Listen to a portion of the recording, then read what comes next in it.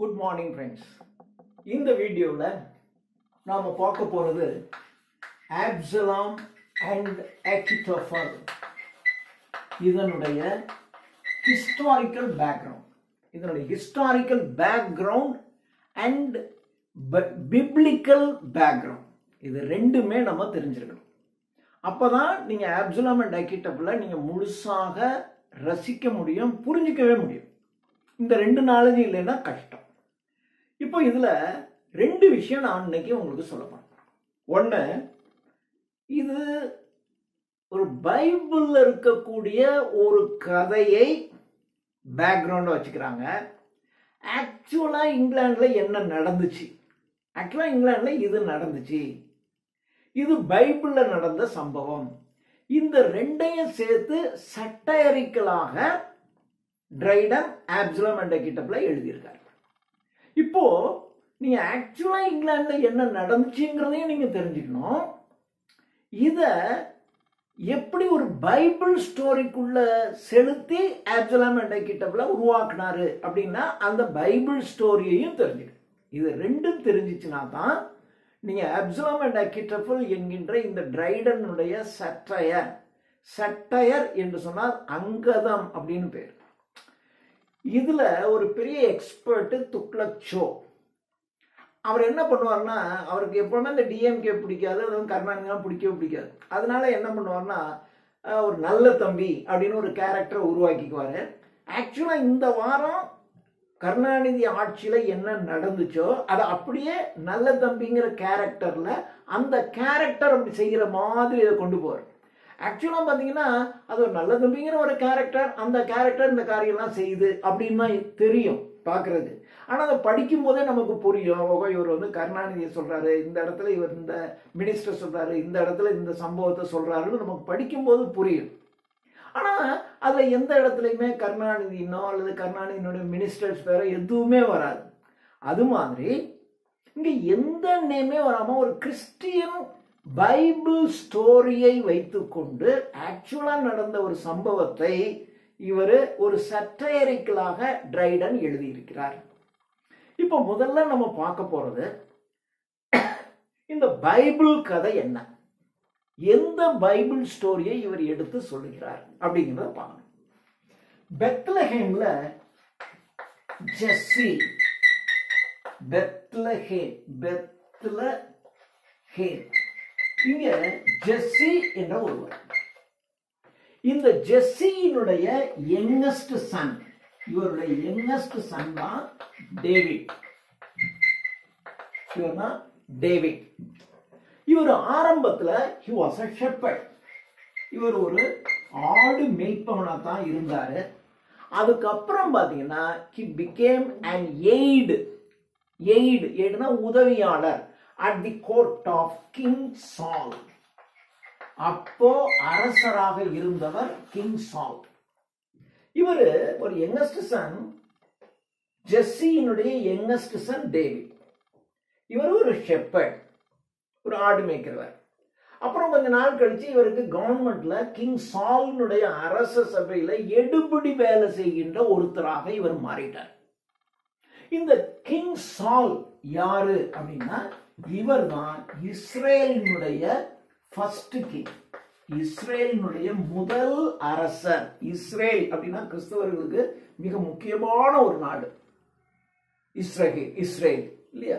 அதனாலதான் இன்னைக்கு பாத்தீங்கன்னா இஸ்ரேலுக்கு முழு பேக்ரவுண்டாக அமெரிக்கா எல்லா கிறிஸ்தவ நாடுகளும் இஸ்ரேலுக்கு பேக்கிங்கா நிற்கும். இஸ்ரேலினுடைய ஃபர்ஸ்ட் கிங் கிங் சால். இது தெரிஞ்சுக்கணும், இவர் தான் ஃபர்ஸ்ட் கிங். இந்த இஸ்ரேலுக்கு நெய்பரிங் கண்ட்ரி அப்படின்னு சொல்ல முடியாது, ஒரு நெய்பர்ஸ். அங்க நெய்பர்ஸ் ஆக இருந்தவங்க பிலிஸ்டைன்ஸ். இந்த பிலிஸ்டைன்ஸுக்கும் இந்த இஸ்ரேலுக்கும் அடிக்கடி ஏதாவது சண்டை நடந்துகிட்டே இருக்கும். ஒரு வார், இப்போ கிங் சால்னுடைய படைகளுக்கும் பிலிஸ்டைன்ஸுக்கும் இடையில ஒரு வார் நடக்குது. அந்த வார்ல இவர் வந்து டேவிட் வந்து யங்கஸ்ட் சன். அப்படின்னா என்ன அர்த்தம், அதுக்கு முன்னாடியே இவருக்கு நிறைய அண்ணங்கள் இருக்காங்க இல்லையா? டேவிட்னுடைய பிரதர்ஸ், எல்டர் பிரதர்ஸ் எல்லாம் கிங் சால்னுடைய இஸ்ரேல் அரசர் கிங் சால்னுடைய படையில் சேர்ந்து பிலிஸ்டைன்ஸுக்கு எதிராக போராடி கொண்டிருக்கின்றார்கள். அங்க சண்டை நடக்குது. பிலிஸ்டைன்ஸுக்கும் ராஜாவுக்கும் சண்டை. இந்த ராஜாவுடைய படையில இந்த டேவிட்னுடைய எல்டர் பிரதர்ஸ் எல்லாம் இருக்காங்க. அவங்க பிலிஸ்டைன்ஸோட சண்டை போட்டுட்டு இருக்காங்க. இந்த பிரதர்ஸுக்கு ஹெல்ப் பண்றதுக்காக இவரும் போறார். இவரோட சண்டை போட போல டேவிட் ஹெல்ப் பண்றதுக்காக போறார். Bible story. அப்படி போகும்போது சண்டை நடந்துகிட்டு இருக்கு. இப்ப இந்த பிலிஸ்டைன்ல இருந்து ஒருத்தன் கோலியத் அப்படிங்கிறவன் ஒரு ஜெயண்ட் மாதிரி, அப்படி ஒரு பயங்கரமான ஒரு ஆள், ஒரு கோலியத் அப்படிங்கிற ஒரு மிக பிரம்மாண்டமான ஒரு ஆள் வந்து என் கூட யாரும் ஒண்டி கொண்டி சண்டைக்கு வர்றாங்க. ஒருத்தனுக்கு ஒருத்தன் சண்டை. இந்த சண்டையில நாங்க ஜெயிச்சிட்டோம்னா நீங்க தோத்து போயிட்டீங்க, நீங்க ஜெயிச்சிட்டீங்கன்னா நாங்க தோத்து போயிட்டோம்னு வச்சுக்கோங்க. ஒண்டி கொண்டி ஒருத்தருக்கு ஒருத்தர் என்று இந்த கோலியத்துங்கிற சவால் வரும். ஆனா கோலியத்து கூட சண்டை போடுறதுக்கு இஸ்ரேல்ல யாருமே கிடையாது. அப்போ டேவிட் என்ன பண்றான்னா, நான் சண்டை போடுறேன் அப்படின்னு சொல்லி இவன் களத்தில் இறங்குகிறான். அப்போ வழக்கம் போல எல்லாரும் சொல்லுவாங்க, எப்படி நீ சின்ன பையன், எப்படி எல்லாம் சொல்லத்தான் செய்வாங்க. எல்லாம் சொன்னாங்க. கடைசியில வேற வழி இல்லை, சரி ரைட்டு டேவிட் சண்டை போட்டோம் அப்படின்னு போடுறாங்க. இப்போ கோலியத் அங்க இருக்காரு, டேவிட் இங்க இருக்கான். டேவிட்டுக்கு இந்த கவன்னு சொல்லுவாங்க இல்லையா, அதாவது ஒரு நீளமான ஒரு கயிறு இருக்கும், அதுல வந்து ஒரு பேக் லைக் இருக்கும், இதுல கல் வச்சுக்குவாங்க, இப்படியே சுத்தி அப்படி விடுவாங்க. விட்டா அந்த கல் போகும். அதனுடைய டெவலப்டு ஃபார்ம் தான் இந்த கவட்டா பில்ட்டுங்கிறது. அந்த கவட்டா பில்ட்டுங்கிறது அப்புறமே ஏரோ, பவ் அண்ட் ஏரோலாம் மாறிடுச்சு. ஆரம்பத்தில் இது வந்து ஒரு கவன் அப்படின்னு சொல்லுவாங்க. ஸோ இந்த மாதிரி இருக்கும். இந்த இடத்துல ஒரு பேக் லைக் இருக்கும். இந்த பேக்ல வந்து ஒரு கல்லை வச்சுக்குவாங்க. இந்த ரெண்டு கயிறையும் பிடிச்சி இப்படியே சுத்தி அப்படி விடுவாங்க. விட்டு அந்த கல்லு போய் அந்த டார்கெட்டை அடிக்கும். இதுல எக்ஸ்பர்ட் டேவிட் வந்து இந்த ஒரு ஆர்ட்ல பெரிய எக்ஸ்பர்ட். மற்றபடி ஒன்றும் பெருசாலாம் சண்டை போட தெரியாது. ஸோ கோலியத் வந்த உடனே இவன் என்ன, அது பேர் ஸ்லிங் அப்படின்னு பேர். ஸ்லிங், அந்த கல் அப்படி விடுறான். ஸ்லிங் ஷாட், ஒரு ஸ்லிங் ஷாட் விடுறான் பாருங்க. விட்ட உடனே கோலியத் அடிபட்டு செத்து போயிடுறாரு. ஸோ கோலியத் செத்து போயிடுறாரு. கோலியத் செத்து போன உடனே இவருக்கு ஒரு மிகப்பெரிய பேர் உண்டாயிடுது இல்லையா. ஏன்னா இந்த நாட்டுக்கு சவால் விட்டாங்க. இதுல வந்து கோலியத் ஜெயிச்சிருந்தா அப்படின்னு சொன்னா இந்த ராஜ்யமே தோத்து போயிருக்கும். அதனால இப்போ டேவிட்டுக்கு வந்து ஒரு மிகப்பெரிய புகழ் ஏற்படுது. இந்த புகழ் நம்முடைய கிங் சாலுக்கு பிடிக்கல. ஏன்னா இவன் சின்ன பையன், இவனை வந்து நம்மளை விட ஓவரா புகழ்றாங்க. போற போக்க பார்த்தா இவன் நம்ம பதவிக்கு வந்தாலும் ஆச்சரியப்படுறதுக்கு இல்லை அப்படிங்கிற மாதிரி கிங் சால் இவருக்கு ஒரு ஜெலசி. அதனால என்ன பண்றாருன்னா, எப்படியாவது டேவிட்டை கொல்லணும் அப்படின்னு இவர் தீர்மானிக்கிறார். ஸோ அப்ப எப்படி கொல்றது அப்படின்ன உடனே இப்போ இவருடைய ஒரு பையன், இவருடைய ஒரு யங்கர் சன் கிங் சால் டேவிட்டை எப்படியாவது கொல்லணும்னு நினைக்கிறாரு. அப்போ இவருடைய பையன் ஜோனதன் அப்படின்னு ஒரு பையன், ஒரு சன் ஜோனதன். இந்த கிங் சாலுடைய சன் ஜோனதன் டேவிட்டுக்கு ரொம்ப ஃப்ரெண்டு. அப்பா கொல்லணும்னு நினைக்கிற டேவிட்டுக்கு ரொம்ப ஃப்ரெண்டு கிங் சாலுடைய பையன் ஜோனதன். அதனால அவன் என்ன பண்றான்னா, சரி அப்பா அவனை கொல்றதுக்கு திட்டம் போடுறாரு, நீங்க எதாவது தப்பிச்சு போயிடு அப்படின்னு சொல்லி Jonathan helped David to run away from the country. இந்த கண்ட்ரில இருந்து ஓடி போக உதவி செய்யறான். அப்போ இவன் ஒரு அவுட்லா, அதாவது இந்த நாட்டிலிருந்து வெளியேற்றப்பட்டவனாக வேறொரு நாட்டுக்கு பக்கத்தில் இருக்கிற வேற ஒரு ஊருக்கு போறான். அங்க போய் டேவிட் என்ன பண்றான் அப்படின்னு சொன்னா, அங்க இருக்கக்கூடிய இவன் மாதிரி பல நாடுகள்ல இருந்து வெளியேற்றப்பட்டவங்க இருக்காங்க இல்லையா, அவர்கள் ரெஃப்யூஜிஸ், ஒரு நாட்டுல வந்து ஒரு நாடே இல்லாம இருக்கக்கூடிய ரெஃப்யூஜிஸ், இந்த அவுட்லாஸ், இவங்களெல்லாம் ஒன்று சேர்க்கிறான். அங்க வில்லேஜஸ் இருக்கும், அங்க சின்ன சின்ன கிராமங்கள் இருக்கும். அந்த கிராமங்களுக்கு இந்த கொள்ளைக்காரர்கள் வந்து அந்த கிராமத்தை கொள்ளையடிச்சிட்டு போவாங்க. அப்போ டேவிட்டும் அவனுடைய குரூப் ஆஃப் பீப்புளும் சேர்ந்து அந்த கொள்ளைக்காரர்களை விரட்டி அடிப்பாங்க. அப்படி விரட்டி அடிச்ச உடனே அந்த வில்லேஜர்ஸ்னுடைய சப்போர்ட் இவங்களுக்கு கிடைக்குது. அப்போ இப்படி நிறைய வில்லேஜர்ஸ்னுடைய சப்போர்ட்டு இவனுக்குன்னு இருக்கக்கூடிய ஒரு குரூப் ஆஃப் பீப்புள், இது எல்லாம் சேர்ந்து இவன் பக்கத்துல ஒரு பவர்ஃபுல்லான ஆளாக இருக்கான். இந்த சமயத்துல கிங் சால் இஸ்ரேல்ல இருக்கக்கூடிய கிங் சால் இறந்து போறாரு. ஜோனதன் இவரும் இறந்து போறாரு. ஸோ கிங் சால் ஜோனதன் இறந்து போறாரு. அப்படி இறந்து போகும்போது அப்போ டேவிட் அங்க வரான். டேவிட் வந்து டேவிட் வர்றதுக்கு முன்னாடியே சாமுவல் அப்படிங்கிறவரு இவர் அடுத்தது நீதான் அரசன், நீதான் இஸ்ரேலினுடைய அரசனாக இருப்பாய் என்று டேவிட்டுக்கு ஒரு தீர்க்க தரிசனம் சொல்லுகிறார் சாமுவல். அதன்படி அடுத்தது இந்த அரசுக்கு வரக்கூடியவன் டேவிட் தான் அப்படின்னு சொல்றாரு. அதே மாதிரி அரசனுடைய பையன் ஜோனதனும் இறந்த உடனே இவர் நாட்டுக்கு வந்து இவர் அரசராகிறார். இப்போ இவர் எப்படி அரசராகிறாரு அப்படின்னா, இவர் ஒரு சைடு இந்த யூதர்கள் இருக்கக்கூடிய ஹெப்ரான் என்ற ஒரு பகுதியில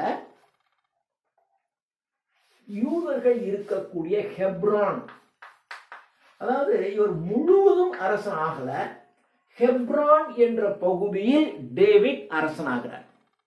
அதே சமயத்துல இந்த சாலுடைய எல்டஸ்ட் சன் இருக்கான் பாருங்க, அவன் இன்னொரு பகுதிக்கு அரசனாகிறான். ஸோ இப்போ இந்த இஸ்ரேல்ல இவன் வந்து யங்கர் சன் தான். இவங்க 2 பேரும் இறந்து போயிடுறாங்க. கிங் சாலுடைய எல்டஸ்ட் சன் ஒருத்தன் உயிரோடு இருக்கான்.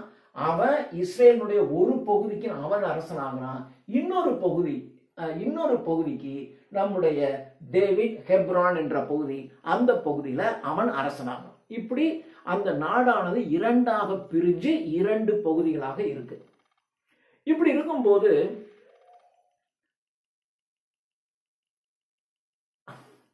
இப்ப இருக்கு இந்த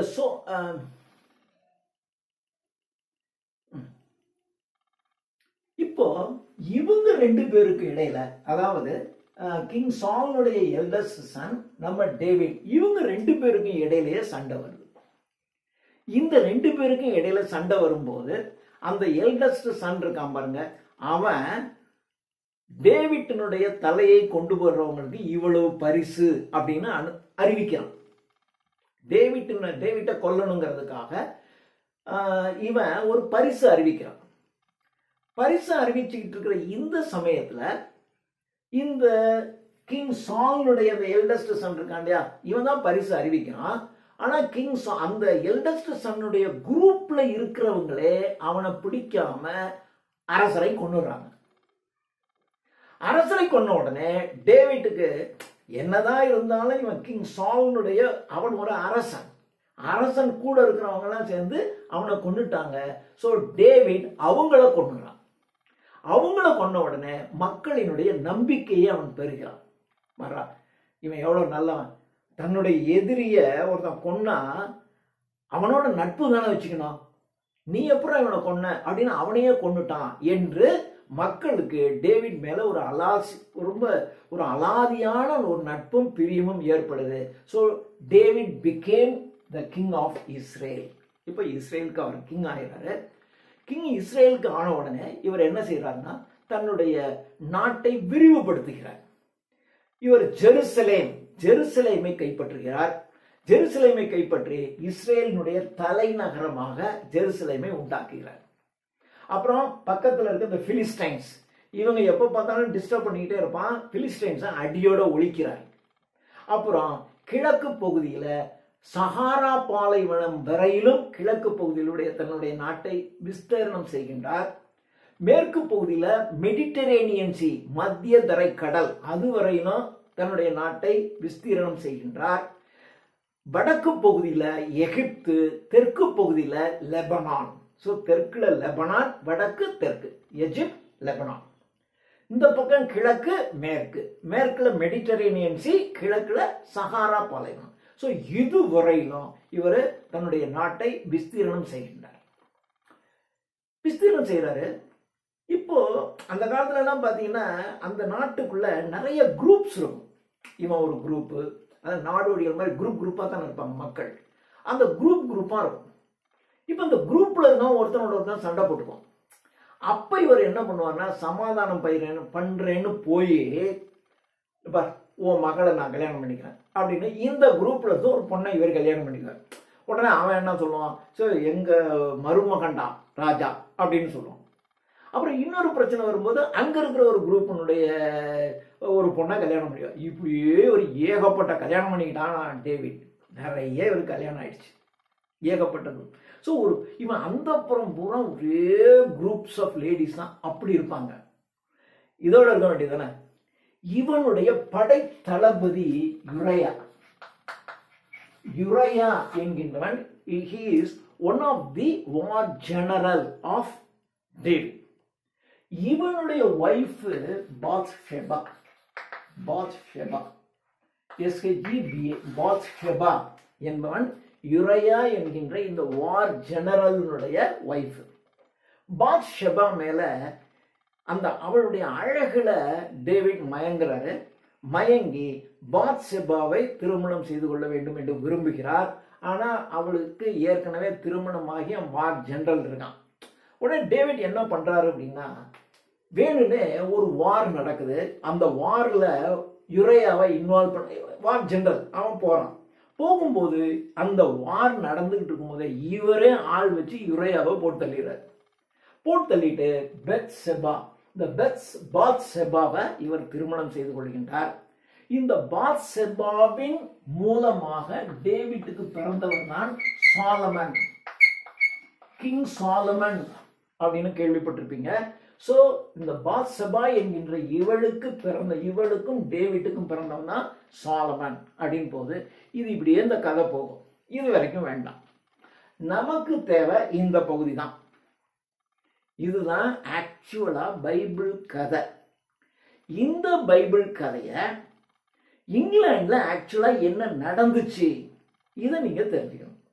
இங்கிலாந்துல என்ன நடந்துச்சு, இந்த நடந்த விஷயத்தை இந்த பைபிள் ஸ்டோரிக்குள்ள புகுத்தி இவர் எப்படி ஆப்சலாம் அண்ட் அகிட்டோபல் எழுதினாரு. இதுதான் இப்ப நம்ம பார்க்க வேண்டியது.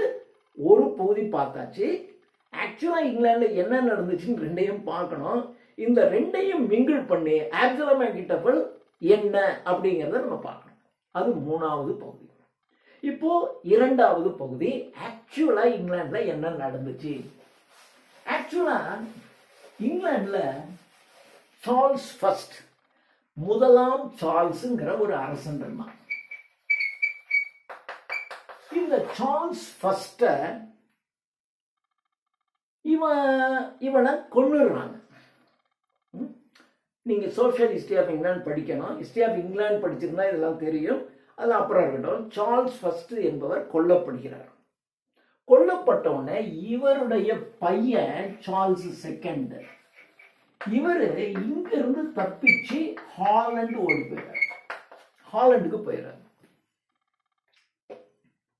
இப்போ ஹாலண்டுக்கு ஓடி போன உடனே இப்போ இந்த இங்கிலாந்துல ஒரு விதமான டர்மாயில், குழப்பம் ஏற்படுது.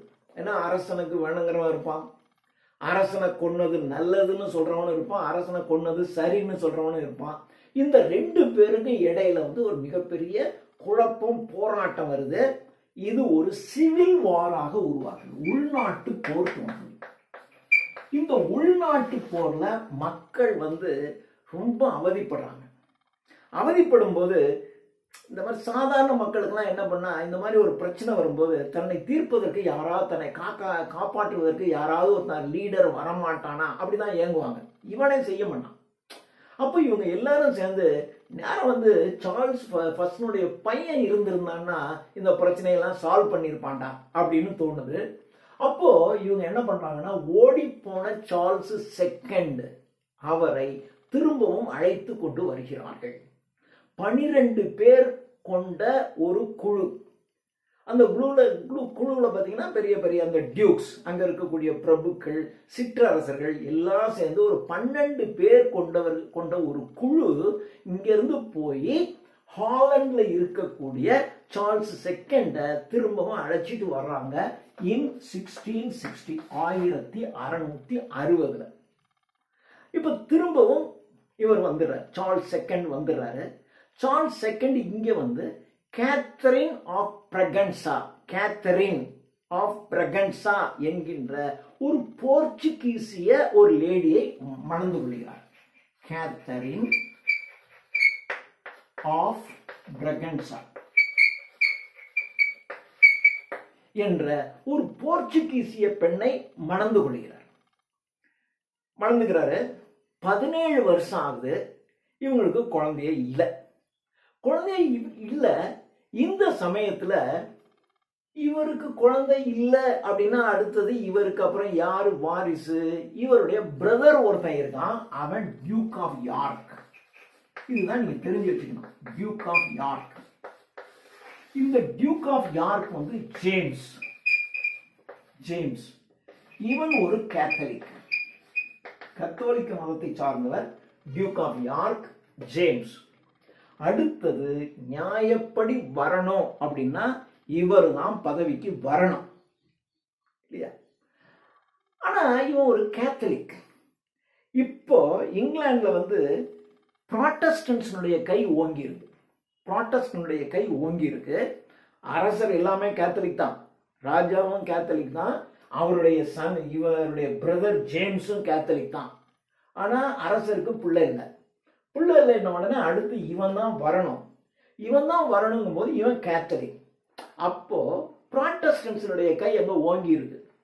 இந்த சமயத்துல புராட்டஸ்டன்ட்ஸ் என்ன பண்றாங்க அப்படின்னு சொன்னா, ஆஹா கிங் ஜேம்ஸ் மறுபடியும் வந்தான் அப்படின்னா கேத்தலிக் வந்து கேத்தலிக்னுடைய இப்ப ஏற்கனவே இருக்கான் சார்ல்ஸ் செகண்ட். இப்ப மறுபடியும் இவன் ஆட்சிக்கு வந்தான்னா கேத்தலிக்ஸினுடைய கை ஓங்கிவிடும் என்று அவர்கள் நினைக்கின்றார்கள். அதனால டியூக் ஆஃப் யார்க் வரக்கூடாது என்று ஒரு குரூப் நினைக்குது. அதே சமயத்துல இவங்க எல்லாம் என்ன சொல்றான் அப்படின்னா, டியூக் ஆஃப் யார்க் மேல ஏதாவது ஒரு அவதூறு பரப்பி விட வேண்டியதா இருக்கு.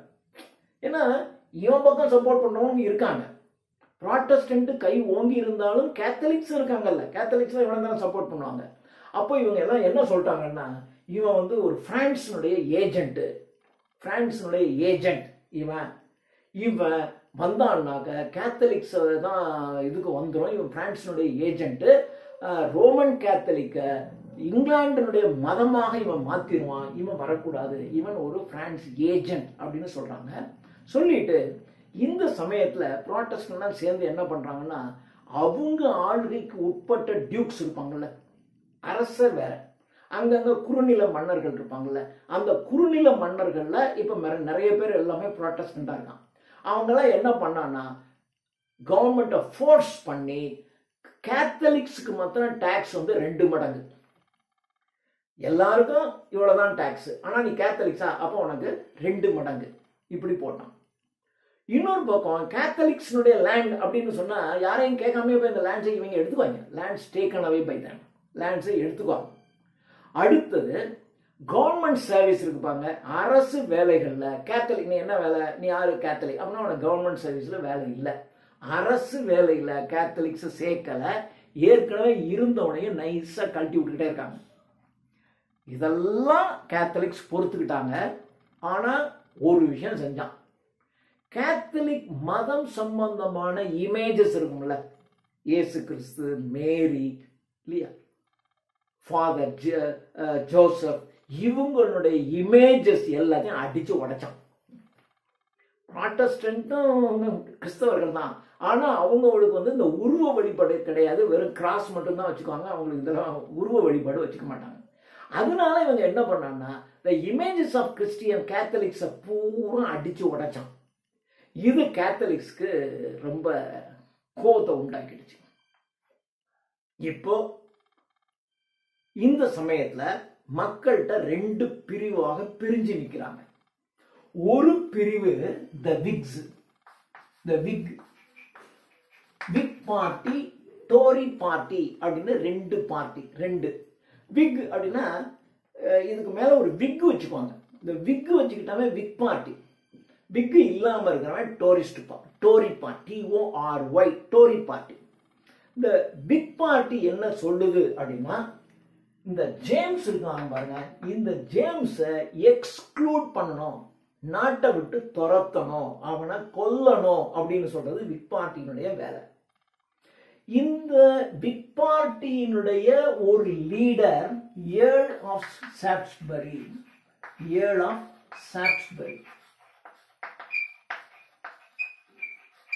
இந்த ஏர்ல் ஆஃப் சாக்ஸ்பரிங்கிறவங்க இந்த பிக் பார்ட்டியினுடைய ஒரு முக்கியமான லீடர், ஏர்ல் ஆஃப் சாக்ஸ்பரி. இவன் யாருன்னு கேட்டீங்கன்னா, நம்ம ராஜா சார்ல்ஸ் செகண்ட் ஹாலண்ட்ல இருந்து திரும்பி அழைச்சிட்டு வர்றதுக்கு 12 பேர் போனாங்கல்ல, அந்த போன 12 பேர்ல ஒருத்தன் இந்த சால்ஸ்பரி. அவன் போய் தான் ராஜாவை கூட்டிட்டு வந்தான்.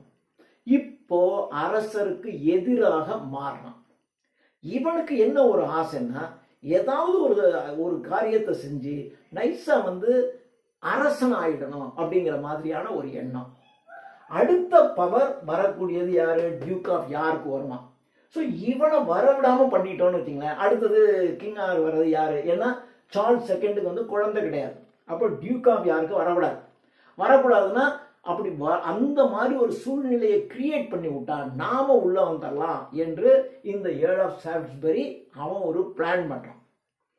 இவன் என்ன பண்றான்னா, ஒரு பாப்பிஸ்ட் பிளாட், அந்த சமயத்துல பாப்பிஸ்ட் பிளாட்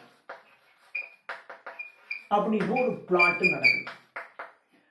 பாப்பிஸ்ட் அதாவது இந்த கேத்தலிக்ஸ் என்ன சொல்லுவாங்கன்னா பாப்பிஸ்ட் அப்படின்னு சொல்லுவாங்க. கேத்தலிக்ஸ பாப்பிஸ்ட் அப்படின்னு சொல்லுவாங்க. கேத்தலிக்ஸ பாப்பிஸ்ட் அப்படின்னு சொல்லுவாங்க. இந்த பாப்பிஸ்ட் ஒரு பிளாட், அரசரை கொள்வதற்கு இவங்க ஒரு பிளாட், ஒரு சதி திட்டம் தீட்டினாங்க அப்படின்னு ஒரு பொருளையை கிளப்பி விட்டான். அப்படி கிளப்பினவன் டைட்டஸ் ஓட்ஸ் அப்படிங்கிறான்.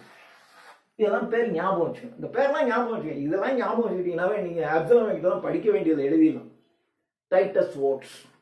இந்த டைட்டஸ் ஓட்ஸ்ங்கிறவன் தான் பாப்பிஸ்ட் பிளாட் அப்படின்னு ஒரு பிளாட் இருக்கு.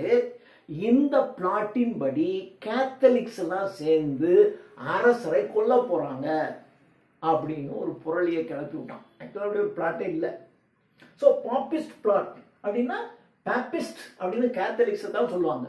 அதனால பாப்பிஸ்ட் பிளாட் அப்படின்னா கேத்தலிக்ஸ் எல்லாம் சேர்ந்து ஒரு சதி செய்து அவர்கள் நம்முடைய சார்ல்ஸ் செகண்ட் என்ற அரசனை கொல்ல போறாங்க அப்படின்னு அரசனை கொன்னுட்டு டியூக் ஆஃப் யார்க்க கொண்டு வர போறாங்க அப்படி இல்லை. ஆனா இப்படி ஒரு பொருளையே கிளப்பி விட்டான் அந்த டைட்டஸ் ஓட்ஸ். ஏன்னா டியூக் ஆஃப் யாருக்கு வரக்கூடாது, சார்ல்ஸ் செகண்டுக்கு புள்ள இல்லை, செத்து போயிட்டான்னா அடுத்தது இவன் வந்துடக்கூடாது. அப்ப இவன் மேலதான் எல்லாருக்கும் காண்டு, இவனை தான் குறி வச்சு எல்லாரும் பண்றாங்க. இவன் இப்படி அப்படின்னு சொல்லிடுறான். இதான் பாப்பிஸ்ட் பிளாட் அப்படின்னு டைட்டஸ் ஓட்ஸ் சொல்றாரு. இவன் இன்னொன்னு இருக்கு, இந்த சால்ஸ்பரி பாத்தீங்கன்னா சார்ல்ஸ் செகண்டுக்கு ரொம்ப நெருக்கமானவனை தான் ஆரம்பத்துல இருந்தான். அதான் சொன்னேன், 1660 அவரை அழைச்சிட்டு வரக்கு 12 பேர் போனாங்க. அந்த 12 பேர்ல ஒரு ஆளா இருந்தவன். அப்புறம் பிரான்ஸ் நாட்டோட ஒரு உடன்படிக்கை ஏற்படுத்திட்டார், ஒரு சீக்ரெட் ட்ரீட்டி அரசர் ஏற்படுத்தினாரு. அந்த ட்ரீட்டிக்கு கூட இருந்தவனு இவன் தான் கூட இருந்தான். அதாவது இவனுக்கு என்னன்னா, ராஜா கூட ஒட்டிக்கிட்டே இருப்பான். ராஜா கூட ஒட்டிக்கிட்டே இருந்து அந்த ராஜாவுக்கு நெக்ஸ்ட் ஸ்டேஜ்ல இருக்கிற மாதிரி இவனை தானே வச்சுக்கும். அப்புறம் அங்கங்க கஜானா இருக்கும், எக்ஸ்செக்கர் அப்படின்னு பேரு. எக்ஸ்செக்கர், இந்த எக்ஸ்செக்கர் எல்லாத்தையும் ஒழிச்சிட்டு இவன் தன்னை லார்டு சான்சலர் அப்படின்னு மாத்திக்கிட்டான். எக்ஸ்செக்கர் இப்போ மாவட்டத்துவம் இருக்கும், எக்ஸ்செக்கர் எல்லா எக்ஸ்செக்கரையும் தூக்கிட்டு no exchequer, only one lord chancellor, நான் தான் லார்டு சான்சலர் அப்படி ஆக்கிட்டான். தன்னை லார்டு சான்சலர்னு ஆக்கிட்டான். இப்படி தன்னை ஒரு அப்படி ஃபர்ஸ்ட் ஃப்ரண்ட் லைன்லயே வச்சுக்கிட்டு இருந்தான். இப்போ ஒரு சான்ஸ் வருது, அரசருக்கு குழந்தை இல்லை. அப்போ அரசர் இறந்தார்னா அந்த இடத்துக்கு இவன் வந்துருவான். அப்ப இவனை வரவிடக்கூடாது. அப்ப இவனை வராம நம்ம அந்த இடத்துல இருக்கணும். ஆனா இவனுக்கு ஒரு பெரிய அட்ராக்ஷனே கிடையாது. ஷாப்ஸ்பரிக்கு அவனுக்குன்னு ஒரு அட்ராக்ஷன், அடுத்து கிங்கா வர்றதுக்கான ஒரு தகுதி இருக்கா அப்படின்னா மக்கள் மத்தியில இவனுக்கு ஒரு செல்வாக்கு இல்லை. அப்போ இவன் வரவிடாம செஞ்சால் கூட நம்மள வரவிட மாட்டாங்க. அவன் என்ன பண்றது அப்படின்னு யோசித்தான். அப்படி யோசிக்கும் போதுதான் இந்த சார்ல்ஸ் செகண்டினுடைய ஒரு சார்ல்ஸ் செகண்டுக்கும் லூசி வால்டர்ஸ் என்ற ஒரு பெண், இவருக்கும் சேர்ந்து ஒரு குழந்தை பிறந்துச்சு. அவன் தான் Duke of Monmouth. Duke of Monmouth. Duke of மான்மவுத்ங்கிறவன் ராஜா பையன்தான். ஆனா இவன் ஒரு இல்லெஜிட்டிமேட் சன். இவனுக்கு நியாயப்படி லெஜிட்டிமேட் சன் கிடையாது, ஒரு இல்லெஜிட்டிமேட் சன். ஆனா இல்லெஜிட்டிமேட் சன்னாக இருந்தாலும் டியூக் ஆஃப் மான்மவுத் ஆள் பர்சனாலிட்டி அப்படி இருப்பான். அவன் வந்து நின்னாவே எல்லாரையும் அட்ராக்ட் பண்ணுவான். இப்போ எம்ஜிஆர்லாம் பார்த்தீங்கன்னா அப்படி வந்து நின்னாருனாவே போதும், மக்கள் வந்து அப்படியே இருப்பாங்க. நின்னா போதும், எம்ஜிஆர் வந்த பார்த்தா போதும். எம்ஜிஆர்லாம் பேசணுங்கிற அவசியமே இல்லை. எம்ஜிஆர் அண்ணாதுரை தான் சொன்னார், நீ வந்து நீ ஒன்றும் செய்வனாயா, நீ முகத்தை மாத்திரம் காட்டு ஓட்டு விழுந்துருப்பாங்க. அந்த மாதிரி எம்ஜிஆர் மாதிரியான ஒரு பயங்கரமான ஆள் இந்த டியூக் ஆஃப் மான்மவுத். அப்போ Duke of Monmouth the son of King Charles, illegitimate son of King Charles. அப்போ இவனை நம்ம ப்ரொஜெக்ட் பண்ணுவோம். ஏன்னா இவன் நல்ல ஒரு கிரேஸ்ஃபுல், நல்ல குட் மேனர்ஸ், ஒரு அட்ராக்டிவ் பர்சனாலிட்டி இவன் இருக்கான். அப்போ இவனை நம்ம முன்னிறுத்தணும் அப்படின்னு நினச்சிட்டான். முன்னிறுத்தி டியூக் ஆஃப் மான்மவுத்தை இங்கிலாந்துக்கு கொண்டு வரான். இங்கிலாந்துக்கு அவனை அழைச்சிட்டு வரான் இன் 1679, 1679. இதான் அந்த ஹையஸ்ட் பீரியட். டியூக் ஆஃப் மான்மவுத்தை அழைச்சிட்டு வரான். இவனுக்கு ஒரு நல்ல செல்வாக்கு இருக்கு. இப்போ அரசாங்கத்தில் இன்னும் ராஜா இருக்கார்.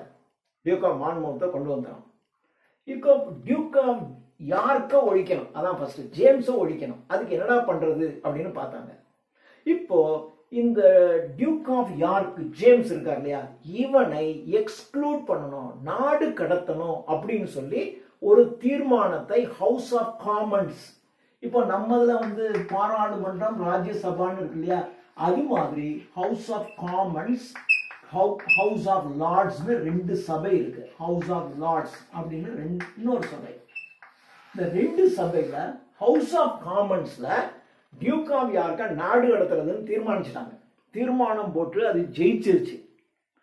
ஆனா ஹவுஸ் ஆஃப் லார்ட்ஸுக்கு வரும்போது இந்த தீர்மானம் தோல்வி அடைஞ்சது. இது தோல்வி அடைகிறது 1680, 1679 கொண்டு வர்றாங்க. ஹவுஸ் ஆஃப் காமன்ஸ்ல இவரை நீக்கிறது, டியூக் ஆஃப் யார்க்கை நீக்கிறதுன்னு தீர்மானம் போட்டு ஜெயிச்சிடறாங்க. ஆனா ஹவுஸ் ஆஃப் லார்ட்ஸ்ல இந்த தீர்மானம் தோல்வி அடைஞ்சது. தீர்மானம் தோல்வி அடைஞ்ச உடனே பார்லிமெண்ட்டை டிசால்வ் பண்ணி விட்டாங்க. பாராளுமன்றத்தை கலைச்சிடுறாங்க. இப்ப பாராளுமன்றம் கலைக்கப்பட்டுருச்சு. இப்ப திடீர்னு நம்ம நாட்டில் பாராளுமன்றத்தை கலைச்சி விட்டாங்கன்னு வச்சுங்க, ஒரே குழப்பம் வந்துடும்.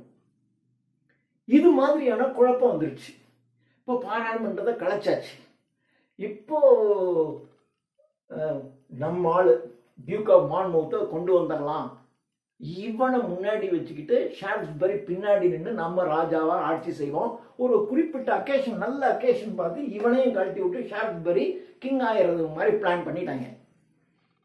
இப்போ இதுவரையிலும் அரசருக்கு எதிராக இருந்தவர்கள், ஏன்னா அரசரும் கேத்தலிக் தான், அரசனும் கேத்தலிக், இவனும் கேத்தலிக்ஸ், எல்லாம் கேத்தலிக்ஸா இருந்ததுனால சார்ல்ஸ் செகண்டுக்கு எல்லாம் தெரியுது. ஆனா மக்கள் தனக்கு சாதகமா இல்லை, என்ன செய்யறதுன்னு தெரியாத ஒரு சூழ்நிலை தான் ராஜா இருந்தார்.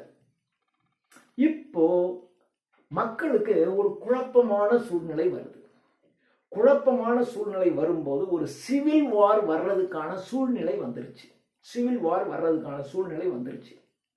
இப்போ மக்கள் பார்க்குறான், ஏற்கனவே சார்ல்ஸ் ஃபர்ஸ்ட் கொன்னு சார்ல்ஸ் செகண்ட் ஓடுன போது ஒரு சிவில் வார் வந்துச்சு. அப்போ நம்ம எவ்வளோலாம் கஷ்டப்பட்டோம், இப்பயும் அதே மாதிரி ஒரு சிவில் வார் வர்றது மாதிரி தெரியுது. அதனால நாம கிங்கை சப்போர்ட் பண்ணாதான் சிவில் வாரை தவிர்க்க முடியும் என்று மக்களின் மனதில் மாற்றம் வருது. மக்களின் மனதில் மாற்றம் வருதுங்கிறத ராஜா புரிஞ்சுக்கிறோம். புரிஞ்ச உடனே ஓகே, இப்பதான் நம்ம ஸ்டெப் எடுக்கணும்.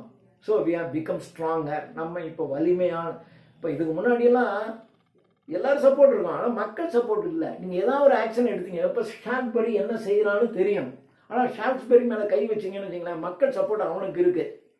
ஆனால் நம்ம டியூக் ஆஃப் மான்மவுத்தை வச்சுக்கிட்டு இருக்கான். மான்மவுத்தை வந்து எம்ஜிஆர் மாதிரி அவனுக்கு போன இடம்லாம் செல்வாக்கு இருக்கு. ஸோ இவனுங்க கை வச்சோம்னா நமக்கு ஒரு ரிஸ்க் வந்துடும்னு பேசாமல் இருந்தாங்க.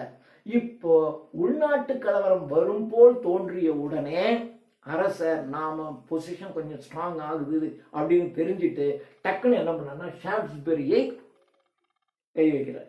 ஷாஃப்ட்ஸ்பரியை அரெஸ்ட் பண்ணி டவருக்கு அனுப்பிடுறாங்க.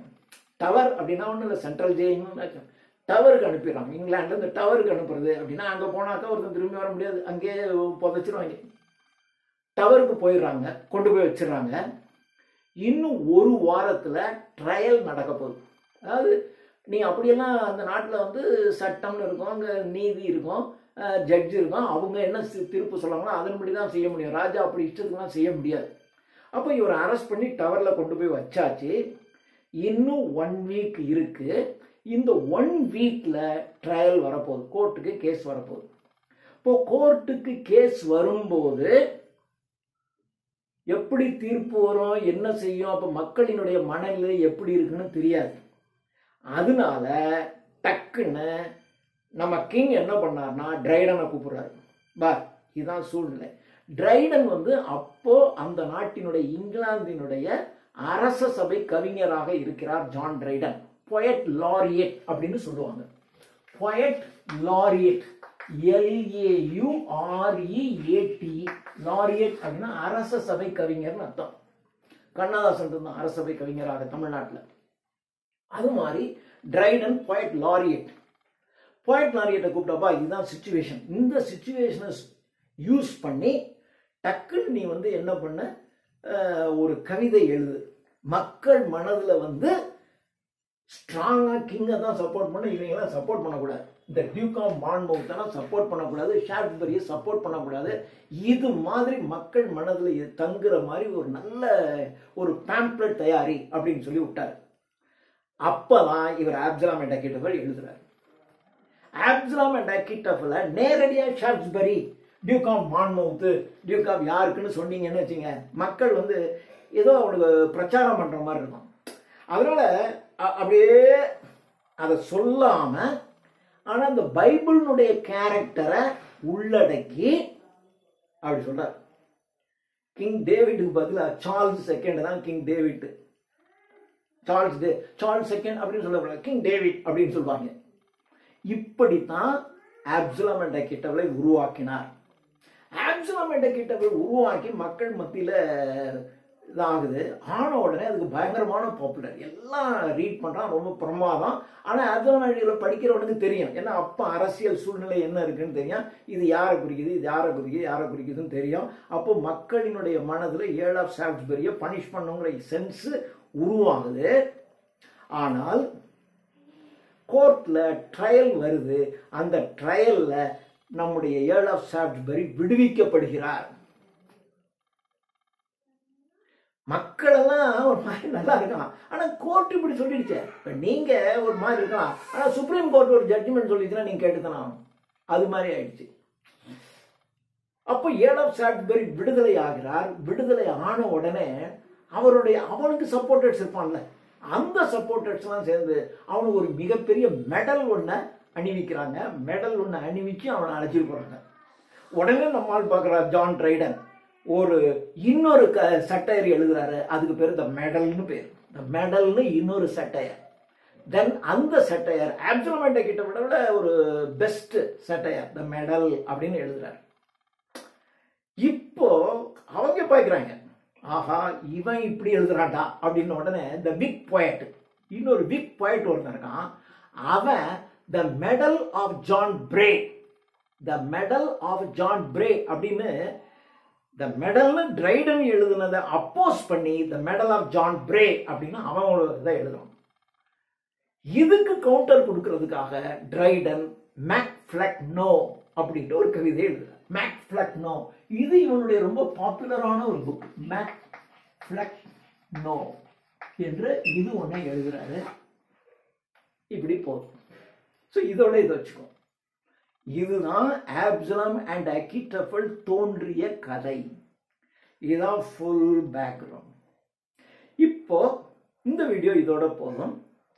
இன்னொரு வீடியோவில் இந்த பைபிள் கதை, இது நடந்த கதை, இந்த ரெண்டு கதையை இணைச்சு கற்பனையான கேரக்டர்ல ஆப்சலம் அண்ட் அகிட்டோபலை உருவாக்கினார். இப்போ அடுத்தது ஒரு ஆப்சலம் அண்ட் அகிட்டோபலை பற்றிய ஒரு சரியான இன்ட்ரோடக்ஷன் ஒன்று கொடுத்துருவேன் இன்னொரு வீடியோவில். அதை படிச்சிங்கனாவே ஆப்சலம் அண்ட் அகிட்டோபலை நீங்கள் முழுசாக படித்த மாதிரியான, ஏன்னா இதான் நடந்தது, இந்த விஷயங்கள் தான் உள்ளுக்குள்ள மறைமுகமாக சொல்லுவான். இது என்ன சொல்ல போகிறான் உள்ளுக்குள்ளேங்கிறத நான் இப்போ உங்களுக்கு க்ளீனாக சொல்லிட்டேன். அடுத்தது இது ரெண்டையும் கோத்து இவன் எப்படி ஆப்சலம் அண்ட் அகிட்டோபல் பண்ணுனா அப்படிங்கிறத நான் இன்னொரு இன்ட்ரோடக்ஷனில் சொல்லிடுவேன்.